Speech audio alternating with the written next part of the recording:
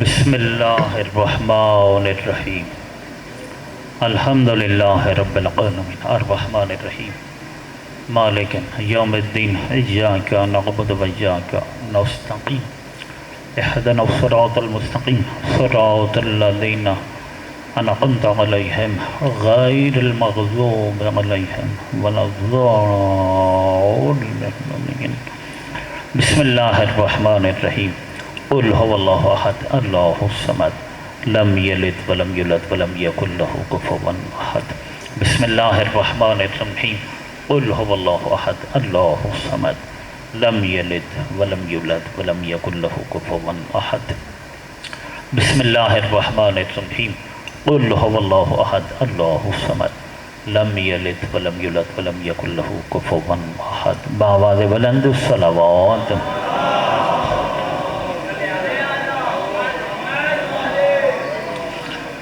لا حول ولا قوة الا بالله العلي العظيم اعوذ بالله السميع العليم من الشيطان اللعين الرجيم بسم الله الرحمن الرحيم الحمد لله الذي هدانا لهذا وما كنا لنهتدي لولا أن هدانا الله لقد جاءت رسل ربنا بالحق والصلاة والسلام والتحية والإكرام على رسول الثقلين جد الحسن والحسين أبي القاسم محمد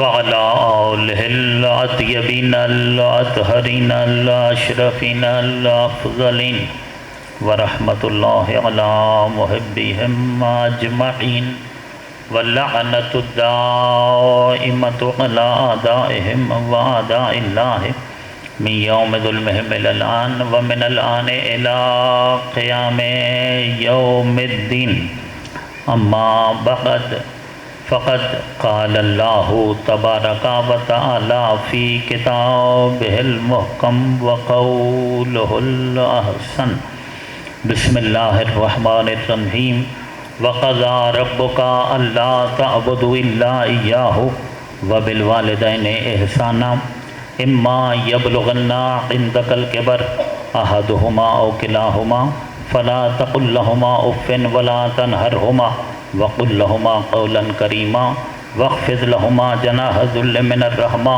وقل رب ارحمهما كما ربياني صغيرا صلوات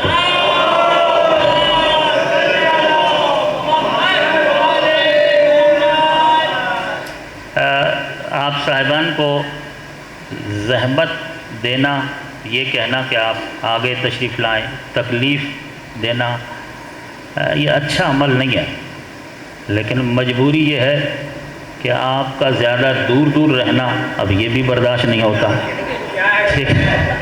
تھوڑی سی مہربانی فرما دیں، آپ کی بڑی مہربانی ہوگی، ممبر کے قریب قریب تشریف لے آئیے، بہت بہت شکریہ۔ اللہم صلی علی محمد وعلی محمد۔ جو صاحبان امام بارگاہ سے باہر ہیں ان کے بیٹھنے کے لیے گنجائش ہے، جو پیچھے ہیں اگلی صفوں میں ثواب بھی زیادہ ہوتا ہے، پہلی صف کا ثواب زیادہ، پھر دوسری کا وعلی ھذا القیاس، تو جتنا اگلی صفوں میں آئیں گے مجلس ایصال ثواب کی ہے۔ محترم زوار قربان صاحب کی اہلیہ کی پہلی برسی ہے، ہمارے برادر ناصر حسینی صاحب جو قوم اور ملت کے بہت پرانے خدمت گزار ہیں، تو ان کی والدہ گرامی کی مجلس ہے، چونکہ برسی کی مجلس ہے، موت کی مجلس ہے، ایک مومن کی زوجہ کی مجلس ہے، ایک مومن کی والدہ کی مجلس ہے، تو ان تمام چیزوں کو پیش نظر رکھتے ہوئے میں نے سورہ مبارکہ بنی اسرائیل کی اس آیت کو سرنامہ کلام قرار دیا ہے۔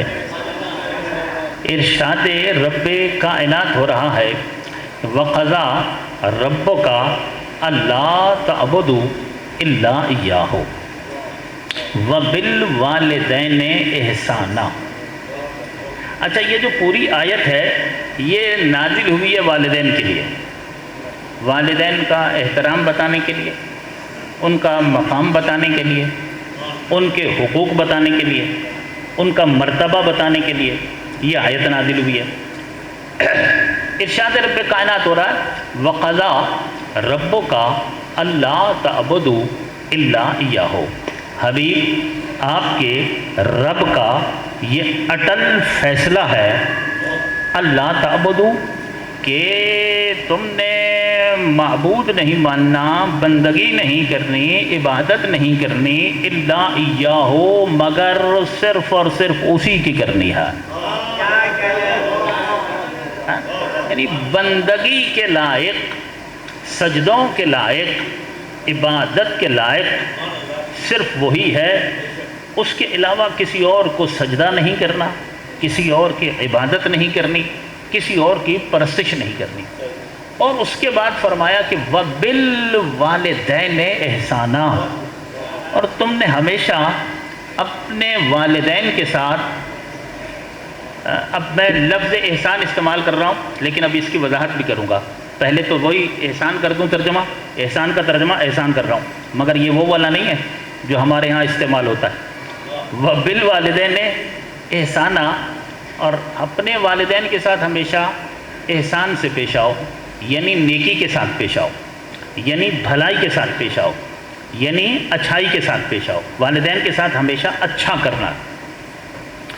اما یبلغن عندک الکبر، اور اگر تمہارے جیتے جی تمہارے والدین ضعیفی کو پہنچ جائیں، بڑھاپے کو پہنچ جائیں، اما یبلغن عندک الکبر احدہما، ان میں سے کوئی ایک ضعیفی اور بڑھاپے کو پہنچے، او کلاہما، یا وہ دونوں ہی ضعیف اور بوڑھے ہو جائیں۔ تو دیکھیں بڑھاپے کے تقاضے کچھ اور ہوتے ہیں۔ قرآن کہہ رہے فلا تقل لہما اف، تو خبردار کبھی ان کے سامنے اف بھی نہ کرنا، کبھی ان کے سامنے اف بھی نہ کرنا۔ فلا تقل لہما اف ولا تنہرہما، اور انہیں تیز نگاہوں سے دیکھنا یا انہیں جھڑکنے کا تو کبھی سوچنا بھی نہیں۔ وَقُلْ لَهُمَا قَوْلًا كَرِيمًا، اور جب بھی ان دونوں سے بات کرو تو ہمیشہ قول کریم کے ساتھ بات کرو، انتہائی ادب کے ساتھ، انتہائی تہذیب کے ساتھ، انتہائی شائستگی کے ساتھ بات کرنی ہے۔ وَقُلْ لَهُمَا قَوْلًا كَرِيمًا وَاخْفِضْ لَهُمَا جناح الذل، اور دیکھو ان کے سامنے ہمیشہ تم نے اپنے کاندھوں کو عاجزی اور انکساری کے لیے جھکا کر رکھنا ہے۔ اپنے سر کو ان کے سامنے جھکا کے رکھو، اپنے کاندھوں کو ان کے سامنے جھکا کر رکھو، اپنے آپ کو ان کے سامنے جھکا کر رکھو، ٹھیک ہے؟ اگر تم آرمی چیف بھی ہو تو لوگوں کے لیے ہو، ماں باپ کے لیے نہیں ہو۔ وزیر اعظم ہو، صدر ہو، کسی ادارے کے ایڈمنسٹریٹر ہو، یو این او کے سیکریٹری جنرل ہو، کسی ایسے ملک کے حاکم ہو کہ جو ملک اپنے تائیں یہ سمجھتا ہے کہ ہم سپر پاور ہیں، چاہے کچھ بھی ہو، مگر ماں باپ کی تو اولاد ہی ہو نا، چاہے کچھ بھی ہو ماں باپ کی تو اولاد ہو۔ لہذا تم نے اپنی ماں اور اپنے باپ کے سامنے، اپنی والدہ اور اپنے والد کے سامنے اپنے آپ کو جھکا کر رکھنا ہے، عاجزی کا اور انکساری کا مظاہرہ کرنا ہے۔ وَقُلْ رَبِّ ارْحَمْهُمَا، یہاں تک تو وہ چیزیں بیان کی کہ جو ان کی زندگی کے ساتھ تعلق رکھتی ہیں، اور پھر کہا کہ اگر وہ دنیا سے جا چکے ہیں وَقُلْ رَبِّ ارْحَمْهُمَا كَمَا رَبَّيَانِي صَغِيرًا، اگر وہ دنیا سے چلے گئے ہیں تو ہاتھ اٹھاؤ اور ان کے لیے دعا مانگو اور کہو کہ پروردگارا ان دونوں پر رحم فرما، اسی طرح کہ جس طرح میرے بچپن میں وہ مجھ پر رحم فرماتے رہے۔ صلوات پڑھیے محمد وآل محمد پر۔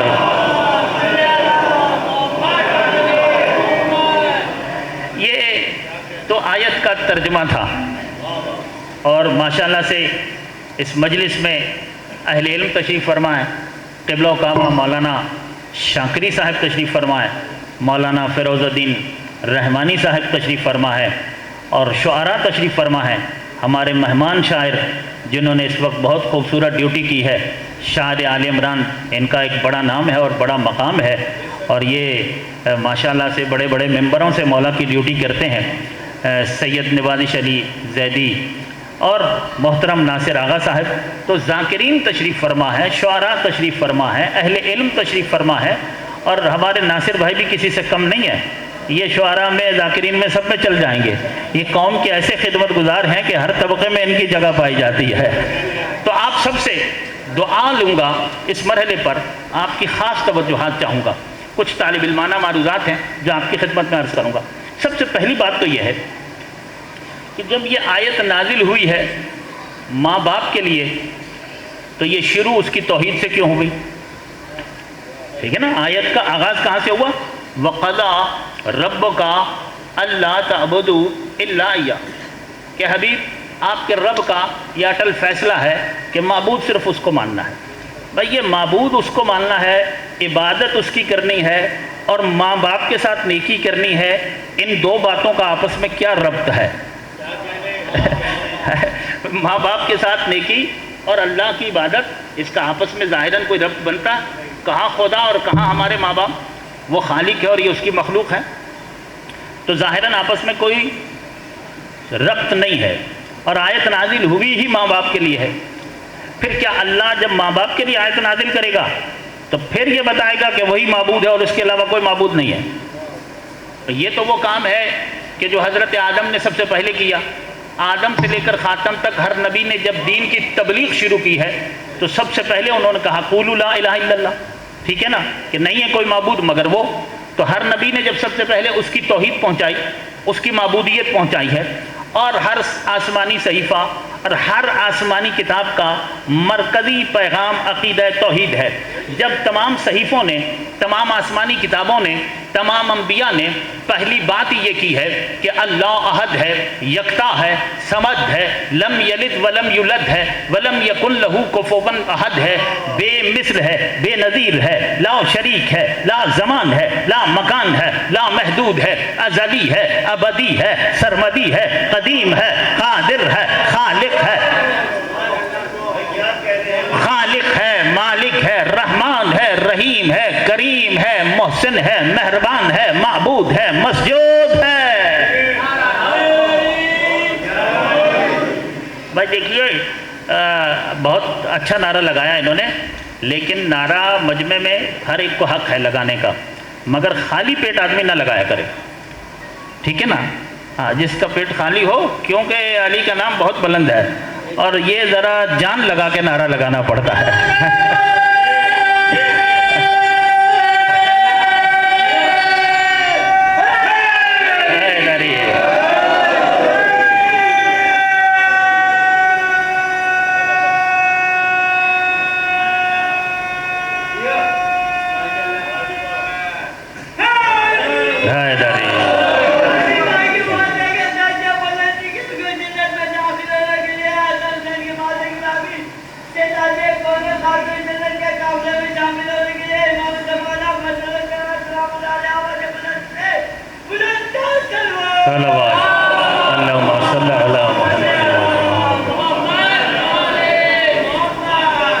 اچھا، یہ میں نے اپنی طرف سے نہیں کہا ہے، یہاں اہل علم تشریف فرمائے، ان سے پوچھ لیجئے کہ علی کا ترجمہ کیا ہے۔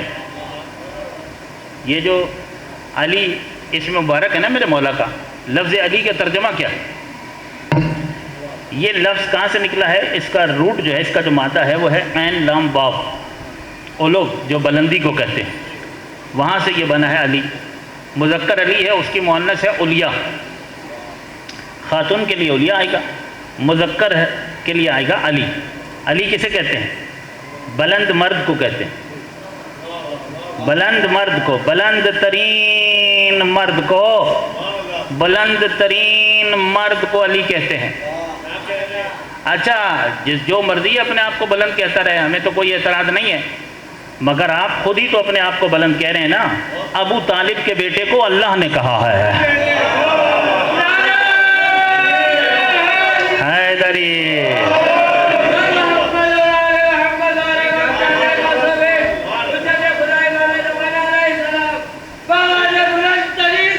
صلوات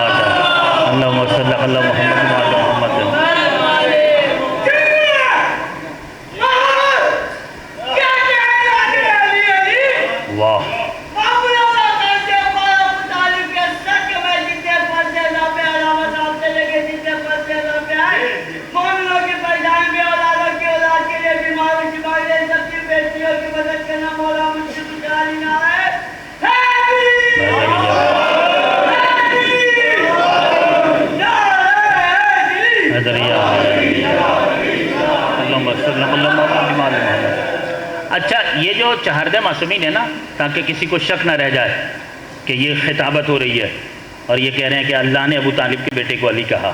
ویسے تو یہاں کوئی شک کرنے والا نہیں ہے، مگر پھر بھی ایمان، سرمایہ ایمان میں اضافہ کرنا یہی تو ممبر کا کام ہے. ٹھیک ہے.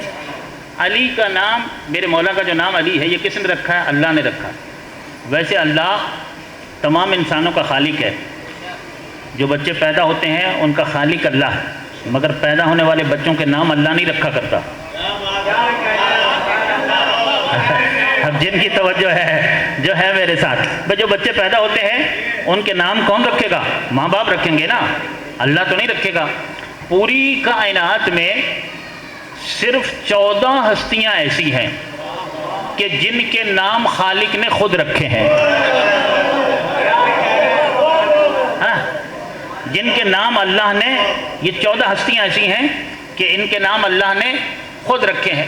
اچھا، مولانا فیروز الدین رحمانی صاحب قبلہ کو تو یقین ہے کہ ان 14 کے نام اللہ نے رکھے ہیں. اب شیعوں کو یقین دلانے کے لیے ایک حوالہ دے رہا ہوں. ٹھیک ہے نا، کہ یہ جو میرے مجمع میں شیعان علی بیٹھے ہیں، آپ کو بھی، ویسے وہ بھی کم نہیں ہے آپ سے، ہو سکتا ہے آپ سے 2 قدم آگے ہو. بھائی یہ جو ہے آپ کی تسلی کے لیے چھوٹا حوالہ نہیں ہے. حضرت آیت اللہ محمد کاظم قزوینی نور اللہ مرقدہ الشریف، وہ تحریر فرماتے ہیں کہ ان 14 کے نام اللہ نے رکھے ہیں. ٹھیک ہے نا، ان کے نام ان کے ماں باپ نے نہیں رکھے ہیں. ان کے نام رکھنے کا اختیار اللہ نے دنیا والوں کو دیا ہی نہیں ہے. اللہ نے ان 14 کے نام رکھنے کا، میرا پورا مجمع توجہ فرمائے گا، صاحبان فہم کو نقطہ ہدیہ کر رہا ہوں کہ اللہ نے ان 14 کا نام رکھنے کا اختیار دنیا والوں کو نہیں دیا. ان کے نام بھی اس نے خود رکھے ہیں. تو جو دنیا والوں کو ان کا نام رکھنے کا اختیار نہیں دیتا، وہ دنیا والوں کو ان کا منصب طے کرنے کا اختیار دے گا.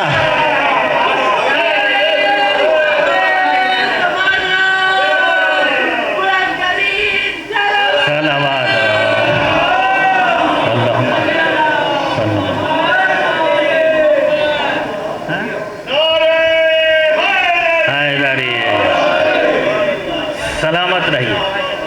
اس نے ان کے نام خود رکھے ہیں اور اس نے ان کے ناموں کو اپنے ناموں میں سے نکالا ہے. وہ محمود ہے، اس نے ان میں سے کسی کو محمد کہا. وہ اعلیٰ ہے، اس نے ان میں سے کسی کو علی کہا. وہ فاطر السماوات والارض ہے، ان میں سے کسی کو فاطمہ کہا.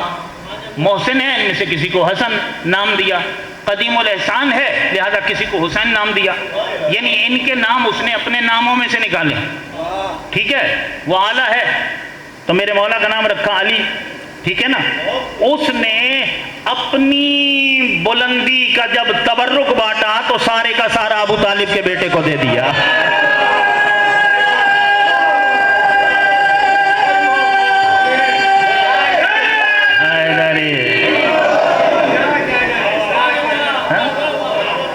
اگر اللہ اپنی بلندی کے تبرک کو تقسیم کرے اور کل کا کل تبرک وہ ابو طالب کے بیٹے کو کہہ دے اور کہے کہ میں نے اسے علی بنایا ہے اور میری طرف سے قیامت تک بس صرف اور صرف یہی علی ہے.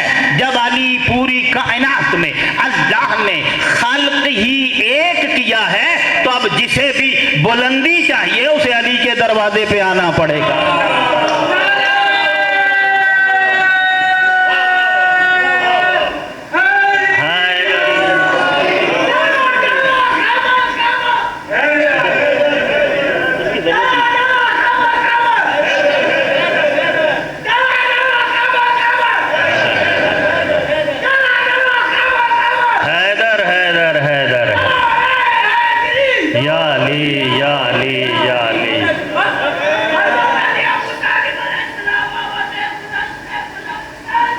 صلوات اللہم صلی علی محمد وعلی محمد. ٹھیک ہے نا. اب ساری بلندیاں خالق نے اپنی طرف سے انہیں دے دی ہیں. اب جس کو بھی بلند ہونا ہے اسے ان کے دروازے پہ آنا پڑے گا. اب سمجھ میں آیا کہ بہت سارے لوگ پست کیوں رہ گئے؟ کم لوگ جس نے بھی علی کو چھوڑا اس کے حصے میں پستی آئی ہے، اور جو ان کے دروازے پہ آیا ہے اس نے بلندی کو پایا، وہ بلند ہو گیا ہے۔ میں دیکھیے اللہ نے ان کے نام خود رکھے ہیں، تو علی کے معنی ہوتے ہیں بلند، اور جب یہ مذکر ہے تو کیا مطلب ہوا اس کا؟ علی کا بلند مرد۔ چونکہ علامہ سجاد شبیر صاحب بھی آ گئے ہیں تو تبرک تو میں نے سب سے ہی لینا ہے اور دعائیں بھی لینی ہے، ٹھیک ہے نا۔ اب پروردگار نے ان کا نام رکھا علی، اور علی کہتے ہیں بلند مرد کو۔ یہ جس میں ہم رہ رہے ہیں اسے کیا کہتے ہیں آپ؟ دنیا۔ یہ جو دنیا ہے، اس دنیا کا نام کس نے رکھا ہے؟ دنیا، وہ بھی تو اللہ نے رکھا ہے نا۔ جو دنیا کا خالق ہے اسی نے اس کا نام دنیا رکھا ہے۔ یہ دنیا کہاں سے نکلا ہے؟ اس کا مادہ ہے دال نون واو، دنوب۔ دنوب کہتے ہیں انتہائی پستی کو۔ دنوب کسے کہتے ہیں؟ انتہائی پستی کو۔ اولوب کہتے ہیں انتہائی بلندی کو۔ اولوب سے علی اور اولیا، دنوب سے دنی اور دنیا، ٹھیک ہے ہاں۔ دنوب کا مذکر ہے دنی، ٹھیک ہے، اور دنوب کی مؤنث ہے دنیا۔ ترجمہ کیا ہوا؟ اب ترجمہ مجھے یوں کرنا پڑے گا نا، دنیا یعنی گھٹیا ترین عورت، ہاں، دنیا یعنی پست ترین عورت، علی بلند ترین مرد۔ کچھ سمجھ میں آ رہا ہے کہ ابو طالب کے بیٹے نے اسے 3 طلاقیں کیوں دیتی ہیں؟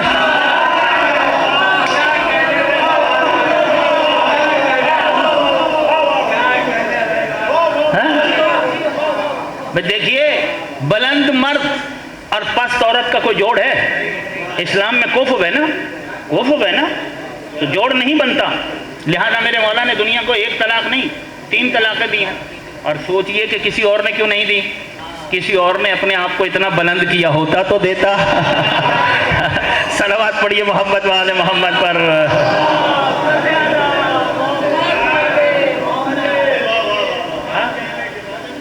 تو جب اتنے بلند مولا کا نعرہ لگایا جائے تو وہ پوری جان کے ساتھ ہونا چاہیے۔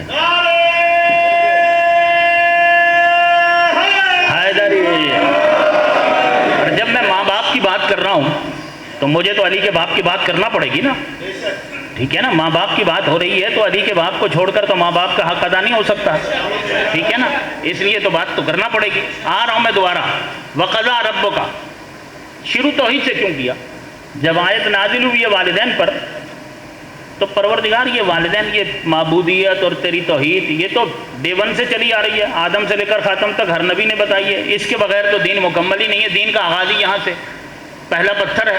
اب ایک آیت نازلی ماں باپ کے لیے ہوئی ہے، اب اس آیت کے آغاز میں یہ کیوں رکھا کہ اس کے علاوہ کوئی معبود نہیں ہے؟ اور یہ اس کا اٹل فیصلہ ہے کہ وَقَضَىٰ رَبُّكَ أَلَّا تَعْبُدُوا إِلَّا إِيَّاهُ، کہ اگر بندگی کرنی ہے، اگر عبادت کرنی ہے تو صرف اس کی کرنی ہے۔ اور اس کے بعد کہا وَبِالْوَالِدَيْنِ إِحْسَانًا، ٹھیک ہے، اور تم نے اپنے ماں باپ کے ساتھ نیکی کرنی ہے۔ یہ بتائیے کہ اللہ نے کیوں رکھا، یہ سمجھ میں آ جائے گا ابھی۔ مجھے یہ بتائیے کہ اگر کوئی اللہ کو اللہ نہ مانے، رب نہ مانے، اسے معبود نہ مانے، باقی ساری باتیں مان لے، قرآن کو مان لے، کعبے کو مان لے، ٹھیک ہے، باقی ہر چیز مان لے، اللہ کو نہ مانے، عقیدہ توحید درست نہ ہو، کیا یہ مسلمان ہو جائے گا؟ نہیں ہوگا۔ کیا یہ قابل مغفرت ہے؟ کیا یہ قابل بخشش ہے؟ نہیں ہے نا۔ جب تک اللہ کو معبود نہ مانے، باقی سارے اچھے اعمال بھی کرے تو قابل قبول نہیں ہے۔ باقی نیک اعمال اسے جنت میں نہیں لے جا سکتے جب تک اس کے پاس عقیدہ توحید درست نہ ہو۔ بس یہی پروردگار سمجھانا چاہتا ہے کہ وَقَضَىٰ رَبُّكَ أَلَّا تَعْبُدُوا إِلَّا إِيَّاهُ وَبِالْوَالِدَيْنِ إِحْسَانًا، ماں باپ کی بات سے پہلے اپنی بات کی ہے تاکہ یہ واضح ہو جائے کہ اس کی نگاہ میں جتنا اس کو ماننا ضروری ہے اتنا ہی ماں باپ کے ساتھ حسن سلوک کرنا ضروری ہے۔ صلوات۔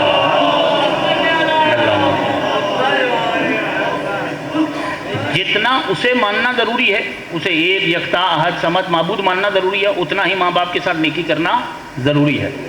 اگر کوئی شخص کسی کا عقیدہ توحید درست نہیں ہے تو باقی سارے اعمال عبادات اس کی ضائع ہو جائیں گی۔ اسی طریقے سے اگر کوئی اپنے ماں باپ کا نافرمان ہو جائے اس کی ساری عبادتیں ختم، تمام اعمال ختم۔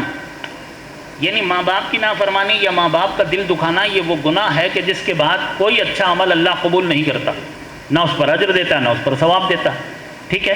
اور ماں باپ کے حقوق صرف زندگی میں نہیں ہیں، دنیا سے جانے کے بعد بھی ہیں۔ اسی لیے اس آیت میں آخر میں آخرت والا حصہ بھی ان کا بیان کیا کہ جب تک وہ زندہ ہیں تب بھی ان کے حقوق ہیں، اور وہ اس دنیا سے چلے گئے تو پھر بھی ان کے حقوق ہیں۔ قضا کہا ہے، قضا، قضا کے لفظ کے ساتھ کیا کہا ہے؟ اس کی عبادت کرنی ہے اور ماں باپ کے ساتھ نیکی کرنی ہے۔ اب میں یہ بتاؤں کہ یہ قضا ہے کیا، ذرا سنیے گا۔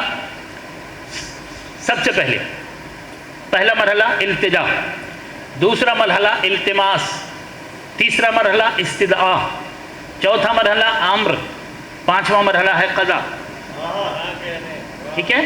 التجا، التماس، استدعاء، امر اور قضا، یہ 5 مدارج یاد رہیں گے۔ بہت تیزی کے ساتھ آگے بڑھ جاؤں۔ التجا، جہاں بہت بڑے سے بہت چھوٹا کوئی گزارش کرے تو اسے التجا کہا جائے گا، ٹھیک ہے۔ کچھ چھوٹا کچھ بڑے سے گزارش کرے تو اسے التماس کہا جائے گا۔ دونوں کا اسٹیٹس برابر ہو تو یہ استدعاء کہلائے گی، ٹھیک ہے۔ دونوں کا اسٹیٹس اگر برابر ہے تو یہ کیا کہلائے گی؟ استدعاء، ٹھیک ہے نا۔ اور اس کے بعد امر، بڑا چھوٹے کو دیتا ہے، ٹھیک ہے۔ حکم، امر کے معنی کیا ہے؟ حکم، امر حکم ہے، یہ بڑا چھوٹے کو دیا کرتا ہے، چھوٹا بڑے کو نہیں دے سکتا۔ اور یہاں مراد ہر جگہ یہ نہیں ہے کہ جو عمر میں بڑا ہو، بڑے ہونے کے کئی سلسلے ہیں، اس میں عمر بھی شامل ہے، علم بھی شامل ہے، تقوی بھی شامل ہے، زہد بھی شامل ہے، معرفت بھی شامل ہے، حکمت بھی شامل ہے، خدمت بھی شامل ہے، کس کو کس اعتبار سے بزرگی حاصل ہے، ٹھیک ہے۔ تو جہاں بڑا چھوٹے کو کہے وہ ہوتا ہے امر۔ امر اور قضا میں کیا فرق ہے؟ امر بھی حکم ہے اور قضا بھی حکم ہے۔ امر وہ حکم ہوتا ہے جو فیصلے سے خالی ہوتا ہے، قضا اس حکم کو کہتے ہیں جس میں فیصلہ موجود ہوتا ہے۔ یعنی امر وہ حکم ہے کہ میں حکم دے کر واپس لے سکتا ہوں، مگر قضا وہ اٹل فیصلہ ہے کہ فیصلہ ہو جانے کے بعد واپس لینے کی کوئی گنجائش نہیں ہے۔ جن تک میری بات پہنچی ہے، اب ظاہر سی بات ہے کہ جو لوگ تھوڑا سا علمی مطالب کے ساتھ شغف رکھتے ہیں وہ لطف لیں گے۔ قضا، پروردگار نے اٹل فیصلہ کیا، کیا کہ معبود وہ ہے، وہ اپنی ذات کے ساتھ شرک کو گوارا نہیں کرے گا، نہ برداشت کرے گا، ٹھیک ہے۔ جس طرح یہ اٹل فیصلہ ہے، بالکل اسی طرح یہ اٹل فیصلہ ہے کہ ماں باپ کے ساتھ ہمیشہ نیکی کرنی ہے۔ کیا کرنی ہے؟ نیکی کرنی ہے ماں باپ کے ساتھ۔ وبالوالدین احسانا، ماں باپ کے ساتھ ہمیشہ کیا کرنی ہے؟ نیکی کرنی ہے۔ اب احسان کا مطلب سمجھاؤں؟ ہمارے ہاں احسان کا مطلب کچھ اور ہے، اردو والا احسان مراد نہیں ہے یہاں پر۔ جو اردو والا احسان ہے وہ تو اولاد ماں باپ پر کر ہی نہیں سکتی، ماں باپ کے احسانات ہی نہیں اتار سکتی اولاد کر سکتی ہے احسان؟ نہیں کر سکتی۔ ہمارے ہاں احسان کا مطلب کچھ اور لیا جاتا ہے۔ احسان کا لفظ سمجھ لیجئے، یہ باب ہے احسن یحسن احسان، ٹھیک ہے۔ احسان مصدر ہے، ٹھیک ہے۔ کیا معنی ہوئے احسان کے؟ احسان کا معنی کیا ہے؟ احسان یعنی حسن ایجاد کرنا ہے۔ احسان کے معنی کیا ہے؟ حسن خالق کرنا، حسن پیدا کرنا۔ بہت لطف لیں گے وہ لوگ کہ جو علمی مطالب سے شغف رکھتے ہیں۔ احسان حسن پیدا کرنا، ہاں، حسن خلق کرنا یعنی حسن ایجاد کرنا۔ کس چیز میں؟ شکل میں۔ تو شکلیں تو اللہ بناتا ہے، کوئی اپنی شکل کو تبدیل کر سکتا؟ نہیں کر سکتا۔ تو شکل تبدیل کرنا ہمارے اختیار میں نہیں ہے۔ تو حسن کہاں پیدا کرنا ہے؟ صورت میں نہیں، سیرت میں حسن پیدا کرنا ہے۔ حسن کہاں پیدا کرنا ہے؟ حسن صورت میں نہیں پیدا کرنا، حسن سیرت میں پیدا کرنا ہے، حسن اقوال میں پیدا کرنا ہے، افعال میں پیدا کرنا ہے، اعمال میں پیدا کرنا ہے، افکار میں پیدا کرنا ہے، افکار میں پیدا کرنا ہے، کردار میں پیدا کرنا ہے۔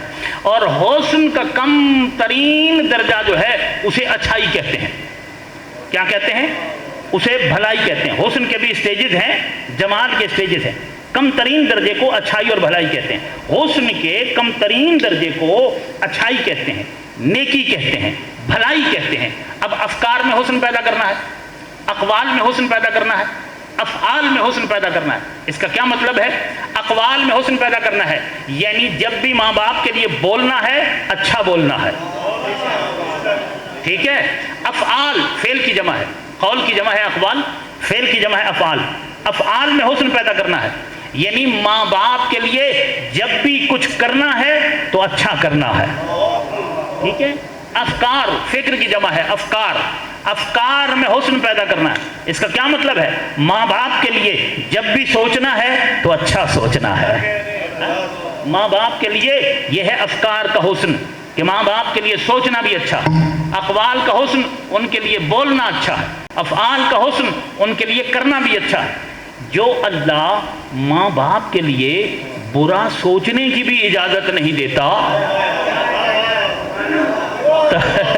توجہ فرما رہے ہیں آپ صاحبان؟ توجہ ہے، یعنی ہماری سوچوں کو بھی پابند کیا گیا ہے کہ سوچنے کی حد تک بھی ماں باپ کے لیے تم غلط سوچ بھی نہیں سکتے ہو۔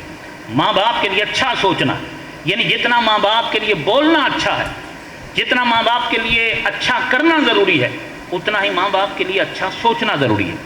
تو ان کے لیے اچھا بولیں گے تو تب اچھا کریں گے، تب جب سوچیں گے اچھا، کیونکہ پہلے انسان کی نیت ہی بنتی ہے، ٹھیک ہے نا؟ پہلے خیال آتا ہے، خیال ارادہ بنتا ہے، ارادہ عمل بنتا ہے، ٹھیک ہے نا؟ جب ارادہ اچھا ہوگا تو عمل بھی اچھا ہوگا نا۔ وَبِالْوَالِدَيْنِ إِحْسَانًا إِمَّا يَبْلُغَنَّ عِندَكَ الْكِبَرَ أَحَدُهُمَا أَوْ كِلَاهُمَا فَلَا تَقُل لَّهُمَا أُفٍّ۔ اب دیکھنا یہ ہے کہ ماں باپ کے ساتھ اگر ہم سے کچھ غلط ہو رہا ہے تو یہ غلط ہو جانا ماں باپ کے ساتھ مکروہ ہے یا حرام ہے؟ اور ماں باپ کے ساتھ اچھا کرنا مستحب ہے یا واجب ہے؟ وہ اسی آیت سے ثابت ہوگا، ٹھیک ہے؟ وہ یہی آیت بتائے گی۔ جب کہا نا کہ اما یبلغن عندک الکبر احدہما او کلاہما، کہ جب یہ دونوں بوڑھے ہو جائیں تو فلا تقل لہما اف، خبردار ان کے سامنے اف بھی نہیں کہنی ہے، ٹھیک ہے؟ تو کیا جوان ماں باپ ہوں تو ان کے سامنے اف کر سکتے ہیں؟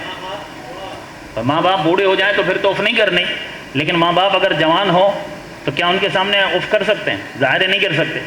ماں باپ ہیں، اگر ماں باپ نوجوان بھی ہوں تب بھی ان کے سامنے اف نہیں کر سکتے۔ مگر اللہ نے بڑھاپے میں کہا، کیوں؟ اس لیے کہ جب ماں باپ جوان ہوتے ہیں تو اولاد میں ہمت ہی نہیں ہوتی اف کرنے کی، ٹھیک ہے نا؟ کیونکہ اس وقت اولاد کا بچپن ہوتا ہے، ٹھیک ہے نا؟ ماں باپ کی جوانی ہوتی ہے، اولاد کا بچپن ہوتا ہے، تو اف کرنے کی ان میں ہمت ہی نہیں ہوتی، ان کا خوف ہوتا ہے، ایک روب ہوتا ہے ماں باپ کا اپنا۔ لیکن جب وہ ضعیف ہو جاتے ہیں، جب وہ بوڑھے ہو جاتے ہیں، جب وہ کمزور ہو جاتے ہیں، اب اولاد کے پاس طاقت آ گئی، اولاد کے پاس صحت ہے، جوانی ہے، اور ماں باپ ضعیف ہو چکے ہیں، تو اس لیے کہا کیونکہ ضعیفی میں گنجائش پیدا ہو جاتی ہے۔ پھر جب بچے چھوٹے ہوتے ہیں تو ماں باپ کما رہے ہوتے ہیں اور ان پر لگا رہے ہوتے ہیں، اور جب ماں باپ بوڑھے ہو جائیں اور اولاد جوان ہو جائے تو ماں باپ پہ لگانا پڑتا ہے۔ جب بچے چھوٹے ہوتے ہیں تو ماں باپ ان کی خدمت کر رہے ہوتے ہیں، جب ماں باپ بوڑھے ہو جاتے ہیں تو اولاد کو خدمت کرنی پڑتی ہے۔ لہذا اف کے تو چڑچڑے بھی ہو جائیں گے، بیماریاں آ جائیں گی، بات بات پہ غصہ بھی آ سکتا ہے، بات بات پہ ڈانٹ بھی سکتے ہیں، تو اسباب پیدا ہو جاتے ہیں اف کرنے کے۔ ایسے اسباب پیدا ہونے کے بعد بھی اف کرنے کی گنجائش نہیں ہے۔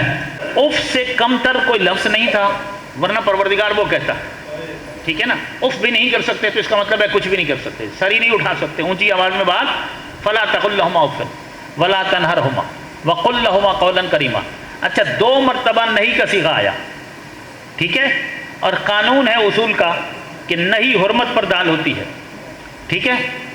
تو یہ جو نہیں کے صیغے ہیں انہوں نے ثابت کیا کہ ماں باپ کے ساتھ برا کرنا یا برا سوچنا مکروہ نہیں، حرام ہے۔ کیا ہے؟ حرام ہے۔ اس کے بعد جب ماں باپ کے ساتھ بھلائی کرنے کا حکم دیا تو کس طرح دیا؟ وَقُلْ لَهُمَا قَوْلًا كَرِيمًا۔ اہل علم تشریف فرما، قل صیغہ ہے امر کا، اور امر وجوب پر دال ہوتا ہے، ٹھیک ہے نا؟ وَقُلْ لَهُمَا قَوْلًا كَرِيمًا۔ اس کے بعد کہا وَخْفِضْ لَهُمَا جَنَاحَ الذُّلِّ مِنَ الرَّحْمَةِ، تو وقفز بھی صیغہ امر کا ہے. ان دو امر کے صیغوں نے ثابت کیا کہ ماں باپ کے ساتھ اچھائی کرنا مستحب نہیں، واجب ہے. ہاں، ماں باپ کے ساتھ برائی حرام ہے، مکروہ نہیں ہے، حرام ہے. ماں باپ کے ساتھ نیکی کرنا مستحب نہیں، واجب ہے، واجب ہے. اور ماں باپ جب تک زندہ ہوں اس وقت تک ان کے ساتھ نیکی کرنی ہے. کہا نہیں، وَقُلْ رَبِّ ارْحَمْهُمَا كَمَا رَبَّيَانِي صَغِيرًا. کہا یہ زندگی کے حقوق تھے، دنیا سے چلے گئے، اب بھی وہ تم پر حق رکھتے ہیں. جب وہ اس دنیا سے چلے گئے ہیں تو ان کے لیے مسلسل پروردگار سے رحم طلب کرو، ان کے لیے اعمال خیر کرو اور ان کی قبروں کی زیارت کے لیے جاؤ. معصوم فرماتے ہیں کہ جب کوئی اولاد اپنی ماں یا باپ کی قبر پر جائے اور خالصتاً ماں باپ کی قبر کی زیارت مقصود ہو تو پروردگار عالم انہیں ماں باپ کی قبروں کی زیارت بجا لانے کے بعد اللہ انہیں 70 قبول شدہ مستحب حج کا ثواب عطا کرتا ہے. ہاں، 70 قبول شدہ صلوات اللہم صلی علی محمد وعلی محمد. تو ماں باپ کی قبروں پر جانا چاہیے. اسی طریقے سے بلکہ یہ بھی ہے کہ اگر دعا قبول نہ ہو رہی ہو تو ماں باپ کی قبروں پر چلے جاؤ اور ماں باپ کو وسیلہ بنا کے دعا مانگو. بلکہ یہ بھی کہا گیا ہے، بہت سارے لوگ کہتے ہیں نا کہ میری ماں دنیا سے چلی گئیں، میری والدہ میرے والد دنیا سے چلے گئے، وہ ہاتھ جو ہمارے لیے دعا کے واسطے تھے اٹھتے تھے اب وہ ہاتھ ہی نہ رہے. نہیں، ایسا نہیں ہے. آپ دعا لے سکتے ہیں، وہ دنیا سے جا چکی ہیں مگر وہ آپ کو دعا دے سکتی ہیں. مگر یہ تھا، فرق یہ ہے کہ ماں باپ جب زندہ ہوتے ہیں تو ہر حال میں دعا دیتے ہیں، اولاد نیک ہو یا بد ہو مگر وہ دعا ہی دیتے ہیں. مگر جب وہ اس دنیا سے چلے جاتے ہیں تو اب وہ دعا دیتے نہیں ہیں، ان سے دعا لینی پڑتی ہے. ہاں، دعا لینی پڑتی ہے. اب اگر اولاد نیک ہوگی تو وہ دعا دیں گے کیونکہ اب ان کا مادی تعلق ختم ہو گیا ہے، ٹھیک ہے نا. اب روحانی تعلق ہے، روح اس قفس انصری سے نکل چکی ہے، آزاد ہو چکی ہے. لہذا اب اگر اولاد ان کو نیک اعمال نہ بھی بھیجے، خود ہی نیک ہو جائے، وہ تب بھی دعائیں بھیجتے ہیں. اور حکم ہے کہ ماں باپ کی قبروں پر جب جاؤ تو صرف یہ نہیں کہ انہیں وسیلہ بنا کر دعا مانگ سکتے ہو، بلکہ ڈائریکٹ ماں باپ سے کہو کہ میری یہ پریشانی آپ میرے لیے دعا کریں. یہ بہت بڑی بات کہہ رہا ہوں میں، ٹھیک ہے نا. توجہ فرما رہے ہیں. بھائی دیکھیں، معصوم فرماتے ہیں اپنی والدہ کی قبر پر چلے جاؤ اور جا کر کہو اماں جان میری یہ مشکل ہے اور آپ دعا کیجئے. اور والد محترم کی قبر پر چلے جائیے، سلام کیجئے اور انہیں سلام کے کر کے کہیے کہ بابا جان میری یہ پریشانی ہے، میری یہ مشکل ہے، میرا مسئلہ ہے، دعا فرمائیے. آپ یوں بھی کہہ سکتے ہیں کہ میرا یہ مسئلہ ہے، اسے حل کیجئے. توجہ فرما رہے ہیں. آپ یہ بھی کہہ سکتے ہیں میں اس مشکل میں ہوں، اس کو حل کیجئے. دیکھ رہے ہیں کہ آپ کے مذہب کی بلندی کتنی ہے. بہت سارے لوگوں کے پاس نبی بھی ایسا نہیں ہے کہ اسے جا کر کہہ سکیں. ہاں، دیکھ رہے ہیں آپ، بہت سارے لوگ بیچارے تو قسمت کے اتنے غریب ہیں کہ وہ نبی کی قبر کے پاس جا کر بھی سلام نہیں کرتے کہ وہاں پہنچ کر بھی ان کا سلام نبی تک نہیں پہنچتا ہے. تو یہ قسمت کے کتنے غریب ہیں یا نہیں ہیں؟ لیکن ہمارے ماں باپ اسی نبی کے ایسے امتی ہیں کہ ہم نبی تو چھوڑیے، ہمارے ماں باپ صرف سرکار دو عالم کے امتی ہیں اور ان کا امتی ہونے کی وجہ سے اللہ نے انہیں یہ مقام دیا ہے کہ اولاد ان کی قبر پر جا کر یہ کہہ سکتی ہے کہ ہماری اس مشکل کو حل کیجئے. علی کی ولایت اور پیغمبر کی نبوت اور رسالت کے صدقے میں اگر ماں باپ ہماری مشکل کو حل کر سکتے ہیں تو ابو طالب کا بیٹا مشکل کشا کیوں نہیں ہو سکتا؟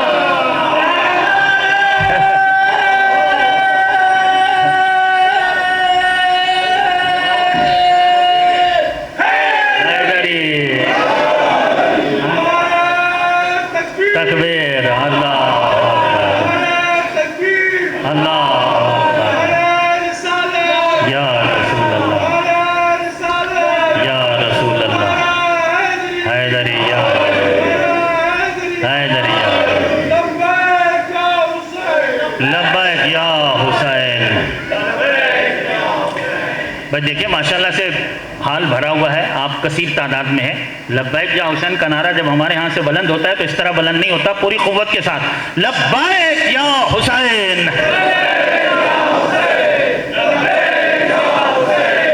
لبیک یا حسین. جزاکم اللہ. ہمارے پاس جتنی بھی قوت اور طاقت ہے نا یہ نام حسین کی دی، یہ مولا حسین کی تو ہمارے پاس ہے یہ جو طاقت ہے. بھائی دیکھیے ماں باپ کی قبروں پر آپ جا کر یہ کہہ سکتے ہیں. قبرستان میں جب جائیں مستحب ہے، قبرستان جانا کیا ہے؟ مستحب ہے. مومنین کی قبر کی زیارت بہت زیادہ اس کا اجر اور ثواب ہے۔ شب جمعہ خاص طور پر تاکید ہے کہ شب جمعہ قبرستان جایا کریں، قبروں کی مومنین کی قبروں کی زیارت کریں، اور قبرستان میں داخل ہونے سے پہلے ان کو سلام کریں، ٹھیک ہے؟ ہمارا سلام تو ان تک بھی پہنچ جاتا ہے، ٹھیک ہے؟ تو پھر اگر ہم کہیں گے السلام علیکم یا رسول اللہ، تو اگر ہم اپنے نبی کو سلام کرتے ہیں تو ہمارے سلام پورا نہیں ہوتا مگر جواب وہاں سے آ جاتا ہے۔ یہ قبرستان میں جو مدفون ہیں یہ ان کے امتی ہیں، اور ان کے امتی ہونے کی وجہ سے انہیں اللہ نے ایسے کان دے دیے ہیں کہ وہ دنیا سے جا چکے ہیں، ان کی باتیں آپ تو نہیں سن سکتے مگر وہ آپ کی باتیں سن سکتے ہیں، ٹھیک ہے؟ تو پھر وہ مرے تو نہیں ہے نا، وہ ہم سے زیادہ بہتر زندگی میں چلے گئے ہیں۔ جب ان کی سماعت بھی ہم سے بہتر ہو گئی اور ان کی بصارت بھی ہم سے بہتر ہو گئی تو ان کی زندگی ہم سے زیادہ اچھی ہو گئی نا، وہ ہم سے زیادہ اچھے جہان میں چلے گئے۔ بھائی یاد رکھیے گا، ماں باپ کے بہت حقوق ہیں، ٹھیک ہے؟ اب میں ان تمام حقوق کو نہیں بیان کر رہا، ماں باپ کے کم از کم 80 حقوق کو بیان کیا ہے جن کا اولاد پر ادا کرنا واجب ہے۔ ان 80 حقوق کو ادا کرنا اولاد پر کیا ہے؟ واجب ہے۔ 40 حقوق جب وہ زندہ ہوں، 40 حقوق جب وہ دنیا سے چلے جائیں، ٹھیک ہے؟ یہ ہمارے ماں باپ، یہ ہمارے ماں باپ، یہ ہمارے والد گرامی۔ تو جو ہمارے ماں باپ ہیں ان کی ایک قسم تو یہ ہے، یہ جو ہمارے مادی اور جسمانی ماں باپ ہیں جو سبب بنے اس بات کا کہ ہم دنیا میں آئے، اور ایک ہمارے روحانی والدین ہیں، ٹھیک ہے؟ روحانی والدین کون ہیں؟ تو پیغمبر فرماتے ہیں انا و علی ابوا لہذہ الامہ، میں اور علی اس امت کے باپ ہیں۔ کیا ہے؟ باپ ہیں۔ پیغمبر کہہ رہے ہیں نا، پیغمبر فرما رہے ہیں کہ میں اور علی اس پوری امت کے روحانی باپ ہیں، ٹھیک ہے نا؟ تو وہ جو 80 حقوق ہیں ماں باپ کے، اچھا ان سے بڑا رتبہ ہوتا ہے روحانی والدین کا۔ روحانی والدین اور ایمانی والدین کا رتبہ اور مقام چونکہ زیادہ ہے تو لہذا ان کے حقائق، ان کے حقوق کی ادائیگی میں بھی حکم زیادہ سخت ہے۔ تو یہ سارے حقوق ان کے ہمارے اوپر ہیں پیغمبر کے۔ اچھا والد کی فضیلت کیا ہے؟ فضیلت یہ ہے کہ پیغمبر فرماتے ہیں کہ 4 چیزیں ایسی ہیں کہ ان کو اگر دیکھو گے تو صرف دیکھنا ہی عبادت ہو جائے گا۔ ان میں سے ایک والد کا چہرہ، ٹھیک ہے؟ والد کا چہرہ دیکھو گے، ماشاءاللہ ہمارے ناصر بھائی خوش قسمت ہیں، والدہ تو چلی گئی، ان کی برسی کی مجلس ہو رہی ہے مگر والد بزرگوار موجود ہیں، تو مجلس میں بیٹھے بیٹھے بھی اگر دیکھیں قربت کی نیت سے تو عبادت ہو جائے گی۔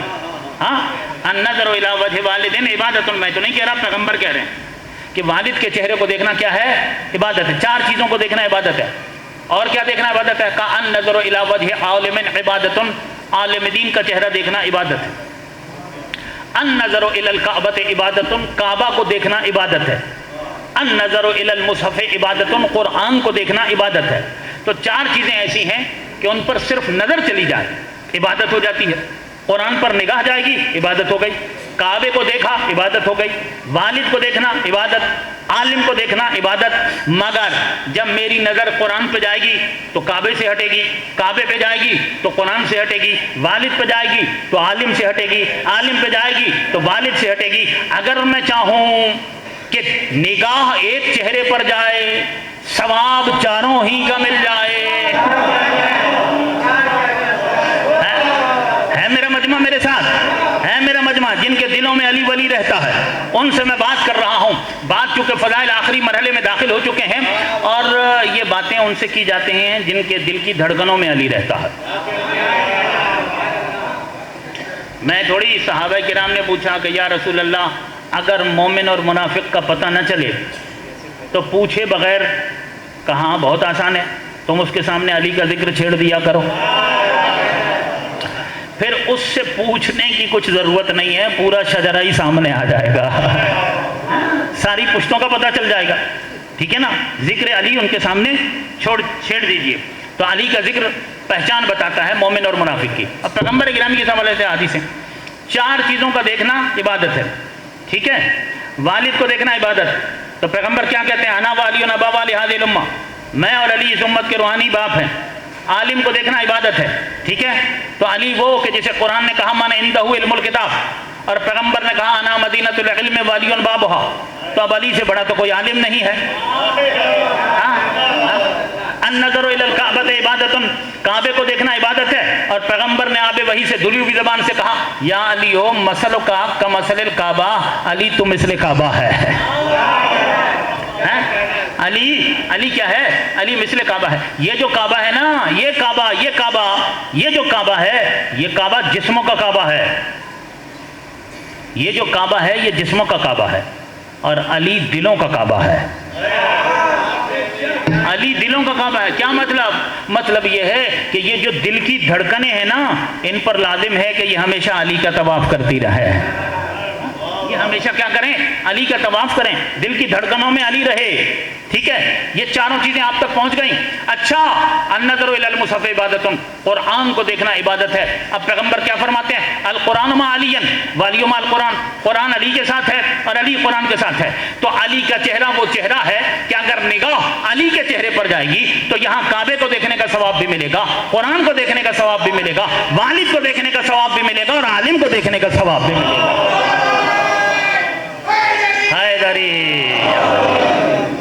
اور یہاں علی علی علی علی علی علی علی علی یا علی یا علی یا علی مدد حق ہے۔ بہت خوبصورت ہو گئی مجلس، لیکن والدین کے تعلق سے جب بات میں علی تک لایا ہوں تو علی کے والد تک لے جانا ضروری ہے، اس لیے کہ علی کے والد ابو طالب ہیں اور مجلس عزا خانہ ابو طالب میں ہو رہی ہے۔ ٹھیک ہے نا، تو عزا خانہ ابو طالب میں ابو طالب کی بات کے بغیر جب ہماری مجلس کے آغاز میں حضرت ابو طالب کی بات آئی ہے تو مجلس کا اختتام بھی ابو طالب کی بات پر ہوگا۔ ٹھیک ہے، اس لیے کہ وہ والد کس کے ہیں؟ وہ اس کے والد ہیں کہ جو پوری امت کا والد ہے۔ ہاں، ابو طالب کس کے والد ہیں؟ علی کے والد ہیں۔ علی کون ہے؟ پوری امت کے والد ہیں۔ ٹھیک ہے نا، تو پوری امت کے دادا کون ہو گئے؟ ابو طالب ہو گئے۔ بھائی دیکھ رہے ہیں یہ؟ بھائی دیکھیں، اگر اپنا شجرہ صحیح رکھنا ہے تو ابو طالب سے تعلقات ٹھیک رکھنا پڑیں گے، اس لیے کہ ابو طالب دادا بنتے ہیں۔ ابو طالب کیا بن رہے ہیں؟ دادا بن رہے ہیں، پوری امت کے دادا۔ اچھا، میں نے شجرہ کہا، کچھ لوگ پریشان ہو گئے۔ بھائی شجرہ صرف ایک نہیں ہوتا، شجرے کی کئی قسمیں ہیں۔ ایک ہے نسبی شجرہ جس سے اولاد پیدا ہوتی ہے، ایک علمی شجرہ ہوتا ہے، ایک فکری شجرہ ہوتا ہے، ایک اعتقادی شجرہ ہوتا ہے، ایک عملی شجرہ ہوتا ہے۔ تو شجرے کی تو بہت ساری قسمیں ہیں، مگر ابو طالب ہر شجرے میں آتے ہیں، کیونکہ ابو طالب پوری امت کے دادا بن گئے ہیں۔ سن لو ایک بات، آج تک لوگوں کو یہ نہیں پتا چلا کہ ابو طالب نے کلمہ پڑھا تھا یا نہیں پڑھا تھا۔ ابو طالب ایمان پر دنیا سے گئے یا بغیر ایمان کے دنیا سے چلے گئے، لوگوں کو آج تک یہ نہیں پتا چلا۔ پیغمبر کی ایک حدیث سن لیجئے، پیغمبر فرماتے ہیں کہ دیکھو، ہر بیٹا اپنے باپ کا جزو ہوتا ہے۔ کیا ہوتا ہے؟ جزو ہوتا ہے۔ ہر بیٹا یعنی باپ ہوتا ہے کل،